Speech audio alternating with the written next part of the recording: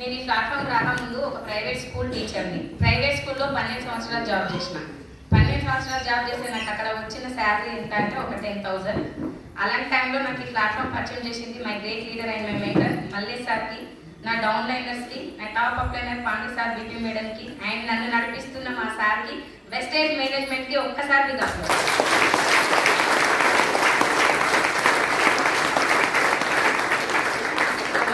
నేను నాకు ఇష్టమని ఏం చెప్పా, కాకపోతే నేను ఎందుకు ఇలా కమిట్మెంట్ తీసుకున్నానో చెప్తా. దాంతో పాటు మీ పక్కన ఉన్న మల్లేష్ సార్ చెప్తా మీరు వెళ్తా మీరు చెప్తా. నాకు ఇది మల్లేష్ సార్ ఐడి తీసుకున్నా నెక్స్ట్ డే ఐడి ఇచ్చిండు. కానీ మనం ఏమనుకుంటాం, ఫస్ట్ అందరు చెప్తే నమ్మలేరు కదా. మీరు 1 నెల 2 నెలలు కానీ నేను ఏకంగా 9 నెలలు నమ్మలే. 9 నెలలు ఎంబడబెట్టాడు సార్. జూమ్ మీటింగ్ వినండి, ఒక మీటింగ్కి రండి, పక్కనే మీటింగ్ పాండే సార్, బీబీ మేడం పిలిపించిండు. కానీ నేను ట్యూషన్ చెప్పుకునేదాన్ని, నేను వెళ్ళలే. నాకు అలాంటి అవసరం లేదు. ఇవన్నీ కొన్ని రోజులు ఉంటాయి, కొన్ని రోజులు పోతాయి అనే అపోహలో నేను వెళ్ళే. ఇప్పుడు సార్ చెక్కు 1,50,000 పైన ఉంటే నా చెక్కు 40,000 దగ్గర ఉంటుంది. అందుకుంటా నా సార్ని అందుకోను. కింద మీద తపస్సు చేసినా అందుకోను. ఎందుకు టైం వేస్ట్ చేయకండి. నేను ఇప్పుడు ఎందుకు ఇలా కమిట్మెంట్ తీసుకున్నా అంటే, మన వెస్టేజ్లో సక్సెస్ అవ్వాలంటే అప్పైన ఉండాలి, నొప్పైన ఉండాలని చెప్తారు మన అప్పైనర్స్ కదా. నాకేం అప్పలేదు కానీ నొప్పి అవుతుంది. ఏం నొప్పి తెలుసా? కాస్త నాకు 2 ఆడపిల్లలు. ఆడపిల్లలు అంటే నొప్పి ఏంది మేడం అనుకుంటురా? ఇప్పుడు ఆడపిల్లలు ఉన్న అందరికీ ఏమనిపిస్తుంది? నాకు ఒక్క అబ్బాయి లేడే అనే బాధ ఎంతమందికి ఉంది? ఒక్కసారి చేయొద్దండి.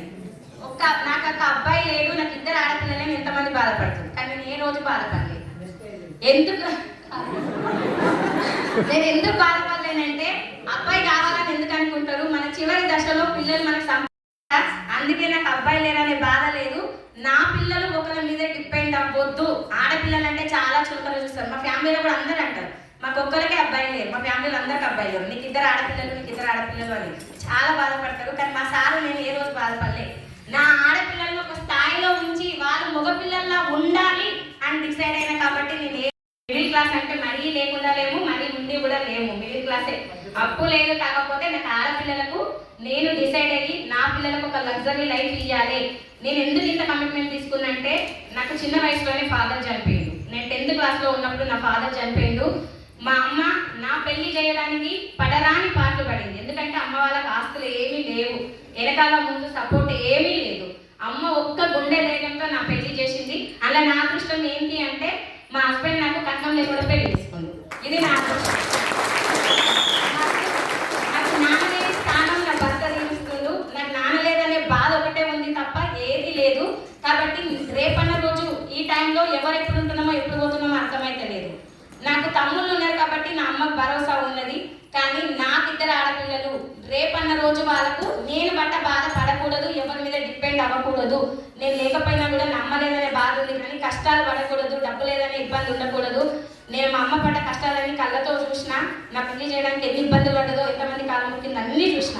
కాబట్టి నా పిల్లలకు నేను డిసైడ్ అయింది ఒకటే, ఖచ్చితంగా ఏ కష్టమైనా చేయాలి. మీకు తెలుసా తెలియదో, నేను రీసెంట్గా నాకు ఆంధ్ర తెలియదు, ట్రైన్ ఎక్కడం తెలియదు, ట్రైన్ జర్నీ కూడా తెలియదు అసలు. మేము ఎప్పుడైనా బస్సులకు వెళ్తాం, బస్సులకు వస్తాం, లేకపోతే మా హస్బెండ్ సపోర్ట్తోనే వెళ్తా.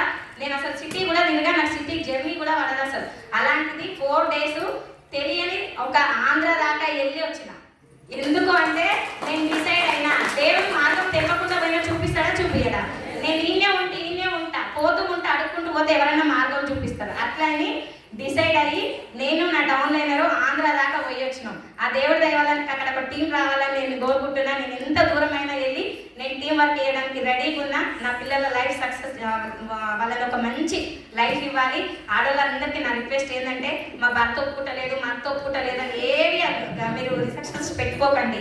ఎవ్వరు ఒప్పుకోరు స్టార్టింగ్లో. ఇప్పుడు నాకు మా హస్బెండ్ సపోర్ట్ ఉంది కాబట్టి నేను ఇంత గట్టిగా మాట్లాడుతున్నా. కానీ మీ దగ్గర 1,00,000 రూపాయలు ఉంటే మీ అత్త, మీ మామ, మీ కాలు మొక్కుకుంటూ వస్తారు. కానీ డిసైడ్ కానీ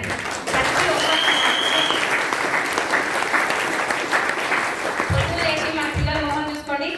కంపెనీ పెట్టిన గౌతమ్ కల్చర్ మొహం చూడండి. పిల్లల మొహం చూస్తే బాధ వస్తుంది, సార్ మొహం చూస్తే ధైర్యం వస్తుంది. So much. నా డిసెంబర్లో ఏంటి అంటే, నా డిసెంబర్ వరకల్లా నేను ఒక 2 లక్షలు తీసుకోవాలి. నా అదృష్టం ఏంటంటే, నాకు వచ్చిన డౌన్ లైనర్స్ కూడా చాలా కమిట్మెంట్ లీడర్స్ ఉన్నారు నాతో పాటు. పాటు మంచి హార్డ్ వర్కర్స్ ఉన్నారు. అలాగే నాకు మా మల్లేష్ సార్ పెద్ద ధైర్యము.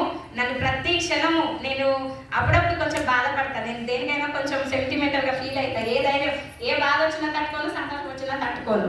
అలాంటిది ఎప్పుడైనా టీం డల్ అయినా ఏదైనా కూడా చాలా బాధపడతా. అలాంటి టైంలో నాకు ఒక అన్నయ్య, నా సొంత అన్నయ్య లాగానే నేను ఫీల్ అవుతున్నా. నాకు ఫుల్ గైడెన్స్ ఇచ్చుకుంటూ నన్ను నిలబెడుతున్నందుకు థ్యాంక్ యూ సో మచ్ అన్న. నా డౌన్ అయితే ప్రతి ఒక్కరి కమిట్మెంట్ తీసుకొని నిలబడాలి. మీ హస్బెండ్కి మీరు ధైర్యం కావాలని మనస్ఫూర్తిగా కోరుకుంటున్నాను. Thank you so much.